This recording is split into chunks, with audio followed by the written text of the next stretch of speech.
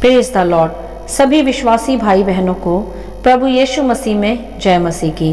Bible शिक्षा channel पर आप सभी का स्वागत है। हमारे इस चैनल को देखने के लिए आप चैनल को सब्सक्राइब करें और बेल आइकन के ऑल बटन को ज़रूर दबाएं, तभी आपको हमारी आने वाली हर वीडियो का नोटिफिकेशन मिलता रहेगा। आज मैं आपके लिए बाइबल की पुस्तक से मरकुस अध्याय 8 का 22 से 26 वचन लेकर आई हूँ। बैतसैदा के अंधे को चंगा करना, Jesus healed a blind man. तो चलिए भाइयों बहनों, हम वीडियो स्टार्ट करते हैं। बाइबल दर्शाती है यहाँ कि यह उस समय की बात है जब प्रभु यीशु बैतसैदा नामक नगर में आए थे। तब वहाँ उस नगर में एक अंधा व्यक्ति था। जब वहाँ के रहने वाले लोगों ने यह जाना कि यीशु नासरी वहाँ आए हैं जो कि बीमारों को चंगा करते, कोढ़ियों को शुद्ध करते हैं, तब यह जानकर वह लोग वहाँ रहने वाले एक अंधे व्यक्ति को यीशु प्रभु के पास ले आए ताकि प्रभु उसे चंगा करें, और प्रभु से विनती कर कर कहने लगे कि प्रभु उस व्यक्ति को छुएं। यह एक बात सीखे मेरे प्रियो कि जब हमें भी कोई पीड़ित या बीमार या संकट में पड़ा हुआ कोई मनुष्य मिले तो हमें भी उसकी मदद करनी चाहिए। या तो हम उसे प्रभु का सच्चा मार्ग दिखाएं या जैसे भी हम योग्य हों उसकी मदद करें जिससे उसका दुख कम हो जाए। यही एक सच्चे विश्वासी का चिन्ह है, सेवा टहल करना, मदद करना, दूसरे के दुख में उसकी सुधि लेना। यही हमारे प्रभु यीशु ने भी किया पृथ्वी पर रहते हुए।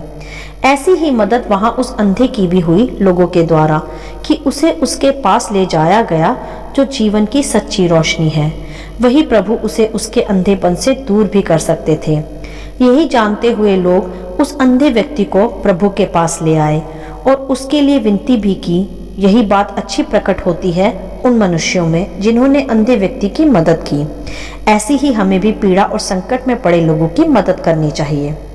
तब आगे हम देखते हैं कि जब लोग उस अंधे व्यक्ति को प्रभु के पास लाए तब प्रभु ने उस अंधे व्यक्ति का हाथ पकड़ा तथा उसे गांव से बाहर ले गए और उसकी आंखों में थूक कर उस पर हाथ रखा और उससे पूछा कि क्या तू कुछ देखता है? इस पर उस व्यक्ति ने आंखें ऊपर उठाकर कहा कि मैं मनुष्यों को देखता हूँ, वे मुझे चलते हुए पेड़ों जैसे दिखाई देते हैं। तब प्रभु यीशु ने दोबारा से उसकी आंखों पर हाथ रखा और अंधे ने फिर ध्यान से देखा। तब फिर वह चंगा हो गया और सब कुछ साफ साफ देखने लगा। हालेलुया।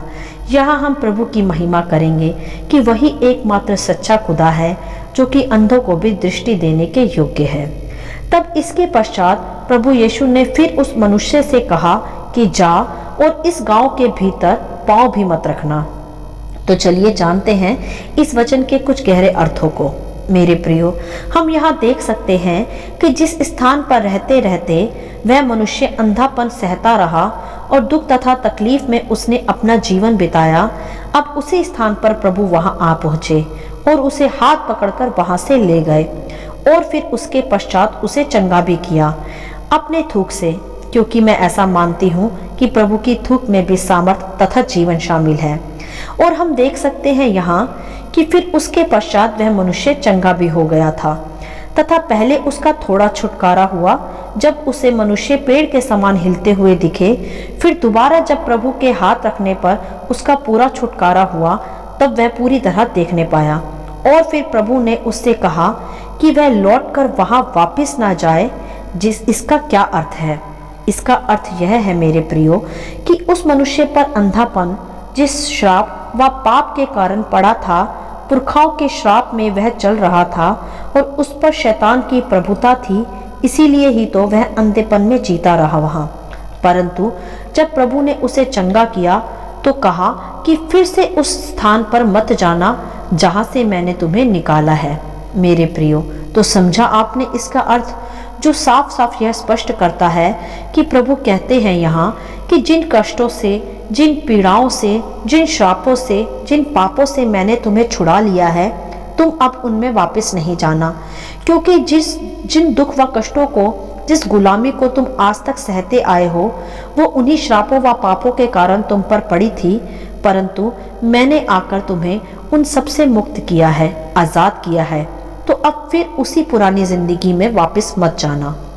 भाइयों बहनों, ध्यानपूर्वक समझे इन गहरी बातों को जो प्रभु आज हमें इस बैतसैदा के अंधे मनुष्य के अध्याय से सिखाते व समझाते हैं।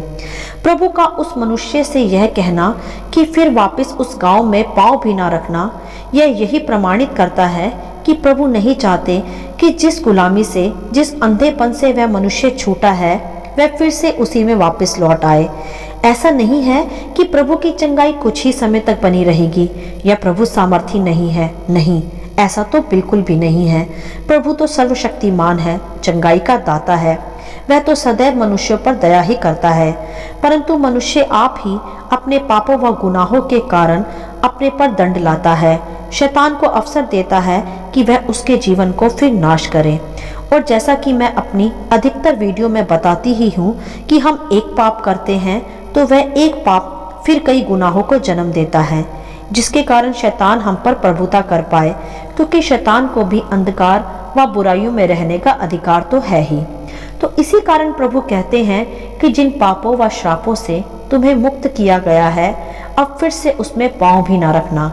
नहीं तो जिस नाम के कारण तुमने चंगाई प्राप्त कर ली है, अब यदि पाप में पुराने जीवन में लौट जाओगे तो वह चंगाई व सामर्थ फिर तुम में बना नहीं रहेगा, क्योंकि मेरे प्रियो, पाप पवित्रता के साथ टिक ही नहीं सकता।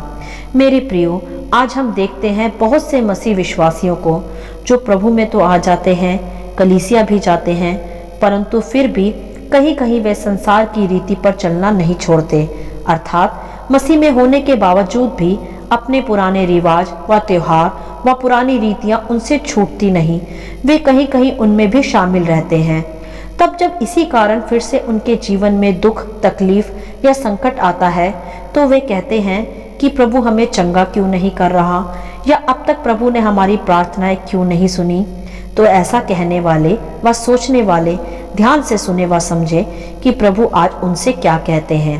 प्रभु कहते हैं कि जिस गुलामी के बंधनों से मैंने तुम्हें छुड़ा लिया है, जिस पाप की प्रभुता से मैंने तुम्हें आजाद किया है, तुम अंधकार से निकलकर रोशनी में आ सको, अब वापस उसमें पांव भी मत रखना, तो तुम्हारी आशीषें फिर तुम में सदा बनी रहेंगी। ऐसा प्रभु ने उस बैतसैदा के अंधे मनुष्य को चंगा करने के पश्चात भी कहा था, क्योंकि वे भी किसी श्राप में जकड़ा हुआ था, किसी पाप की शक्ति ने उस पर प्रभुता कर रखी होगी। परंतु जब प्रभु ने उसे चंगा किया तो वे सारे बंधन उस पर से टूट गए।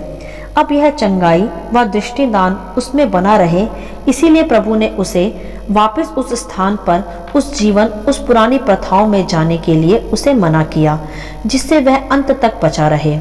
यही प्रभु आज हमसे भी कहते हैं मेरे प्रियो।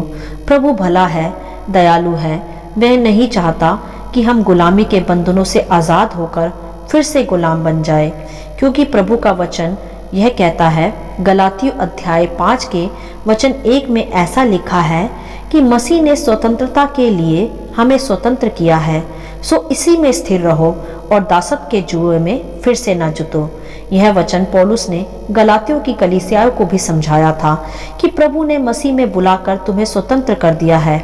अब फिर से उसी पुरानी जिंदगी, उसी पुराने दासत्व में जिसमें से तुम पहले गुलाम थे, उन बंधनों से जिसने परमेश्वर ने तुम्हें छुड़ा लिया है, फिर से उसमें वापस ना जाना। भाइयों बहनों, हम जिस देश में रहते हैं आज, यहाँ बहुत से त्योहार व रीति रिवाज भी मनाए जाते हैं।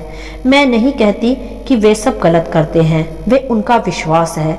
हमें किसी का न्याय करने का कोई अधिकार नहीं। हमें तो बस अपना जीवन जांचना है, प्रभु के विश्वास के आधार पर अब जीवन जीना है, जिसने हमें स्वतंत्र किया है सभी बंधनों से, सभी प्रथाओं से। तो जो कोई भी आज मसीह को जानने के बाद भी यदि अभी भी उन्हीं पुरानी प्रथाओं में, पुराने जीवन में, संसारिक रीतियों में चल रहा हो, तो प्रभु आज उनसे यह कहते हैं कि उन्हीं बातों में वापस पांव भी मत रखना। यह निर्देश है हम सभी के लिए आज, क्योंकि हम सभी जानते हैं मेरे प्रियो कि हम आज भी थोड़ा थोड़ा मसीह में और थोड़ा थोड़ा संसार में चलते रहते हैं, जो कि गलत है। इसका अंत सही नहीं है। हम ऐसा करके अपना अनंत जीवन खो देंगे। इसीलिए आज प्रभु हमें इस वचन के आधार पर सिखाते हैं कि हमें ऐसा बिल्कुल नहीं करना चाहिए।